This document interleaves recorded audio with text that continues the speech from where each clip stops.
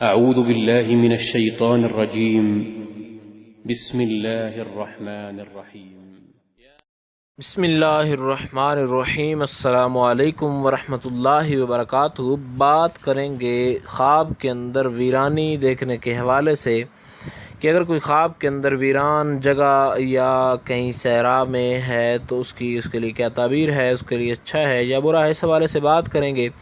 اس سے پہلے آپ سے یہ گزارش ہے کہ اگر آپ نے ہمارے چینل کو سبسکرائب نہیں کیا تو ضرور سبسکرائب کریں، کیونکہ روزانہ اسلامی فقہی مسائل اور خوابوں کی تعبیرات کے حوالے سے ویڈیوز جو ہیں اپلوڈ کی جاتی ہیں۔ حضرت امام ابن سیرین فرماتے ہیں کہ خواب میں ویرانی یہ دیکھنا یہ غم اور دکھ کی دلیل ہے، کیونکہ خرابی اوپر سے نیچے جو ہے وہ اس کے اندر شامل ہے، کیونکہ اوپر سے نیچے آنا یعنی اچھے علاقے سے برے علاقے کی طرف جانا، تو یہ اس کے لیے خرابی۔ اور اگر دیکھیں کہ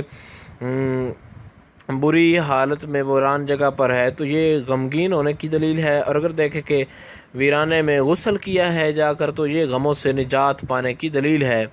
حضرت ابراہیم کرمانی فرماتے ہیں کہ اگر سرائے یا گھر میں اس نے بہت سے مکانات اچانک ظاہر ہوئے اور کسی ویران سی جگہ پر ہے، پرانے مکانات اس کو نظر آ رہے ہیں، تو یہ غم اور مصیبت کی دلیل ہے۔